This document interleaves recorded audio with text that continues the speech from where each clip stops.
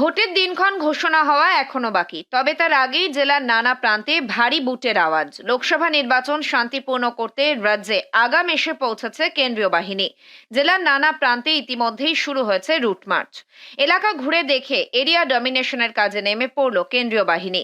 ভারত বাংলাদেশ সীমান্তবর্তী এলাকা বনগাঁয় এদিন কেন্দ্রীয় বাহিনীর রুট মার্চে উত্তর দিনাজপুর থেকে আসা 2 কোম্পানি বাহিনীর সদস্যদের দেখা গেল।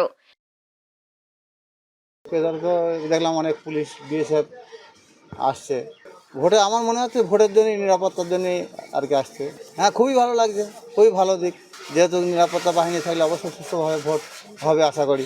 না না, ভয়ের কোনো কারণে। আর আমাদের এইখানে না এমনি অত কোনো গণ্ডগোল হুজ্জুতি হয় না আমাদের এখানে। বিশেষ করে ধর্মপুকুরি অঞ্চলে বিশেষ করে মানে সবসময় ভোটটা ভালোই হয় এখানে। কেন্দ্রীয় বাহিনীর সঙ্গে এলাকা ঘুরে দেখানোর কাজে রাস্তায় নামতে দেখা গেল বনগাঁ থানার ভারপ্রাপ্ত আধিকারিক সহ মহকুমা পুলিশ আধিকারিককে। এদিন বনগাঁ থানার ধর্মপুর গ্রাম পঞ্চায়েতের মণিগ্রামের সন্দেশখালী বাজারে চলে এই রুট মার্চ। বনগাঁর রাস্তায় প্রশাসনের তরফ থেকে নাকা চেকিং করাও শুরু হয়েছে। বনগাঁ চাকদার সড়কে চাপাবেরিয়া এলাকায় গার্ডরেল দিয়ে রাস্তা আটকে গাড়ি দাঁড় করিয়ে চলছে তল্লাশি।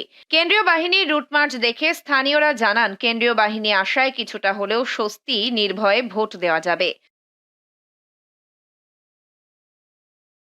ভালো হচ্ছে, মানুষের পরিষেবা, জনসেবার পরিষেবা দেওয়ার জন্য কেন্দ্রীয় বাহিনী এসছে। ঠিক আছে, এতে মানুষ যাতে সুস্থভাবে ভোটটা হয় সেই ব্যবস্থা মানুষ চাইবে। ঠিক আছে, হ্যাঁ, সুস্থভাবে তো ভোটটা হওয়ার প্রয়োজন মানুষের জনসেবা। হ্যাঁ, মানুষের নিরাপত্তা আছে, বাহিনী এসছে, মানুষের নিরাপত্তা এখন বিভিন্ন জায়গায় বিভিন্ন রকম পরিস্থিতি আছে। অপরদিকে জেলার অপর প্রান্ত ব্যারাকপুর শিল্পাঞ্চলেও মোতায়েন করা হয়েছে কেন্দ্রীয় বাহিনী। এদিন ভাটপাড়া বিধানসভা সহ কাকিনাড়া স্টেশন সংলগ্ন এলাকায় দেখা মেলে কেন্দ্রীয় বাহিনীর জওয়ানদের। স্থানীয়রা অনেকেই বলছেন, শিল্পাঞ্চলে ভোট সুষ্ঠুভাবে করাতেই এত আগে থেকে কমিশনের এই তৎপরতা। বাজারে দেখলাম কেন্দ্রের বাহিনী আসলো, আমাদেরই দেশের সৈনিক তারা। আমাদের যথেষ্ট আত্মবিশ্বাস বাড়লো, ভালোও লাগছে। যদিও এবার একটু ব্যতিক্রম লাগছে, অন্যান্যবার এত অ্যাডভান্স আসে না, সেই হিসাবে অনেক অ্যাডভান্স, তবুও ভালো লাগছে। বেশ অনেক বাহিনী এসছে দেখলাম, রুট মার্ক করলো। যদিও অতীতে কোনো গ্যাঞ্জাম গণ্ডগোল কিছু হয়নি।